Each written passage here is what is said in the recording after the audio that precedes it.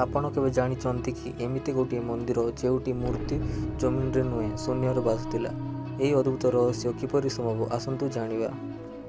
କୋଣାର୍କ ସୂର୍ଯ୍ୟ ମନ୍ଦିର ଏକ ଅଦ୍ଭୁତପୂର୍ବ ଶିଳ୍ପକଳାର ଉଦାହରଣ, କିନ୍ତୁ ଏଠାର ଗୁପ୍ତ ରହସ୍ୟ ହେଉଛି ଏହି ମନ୍ଦିରର ମଧ୍ୟରେ ଥିବା ବିଶାଳ ଚୁମ୍ବକ।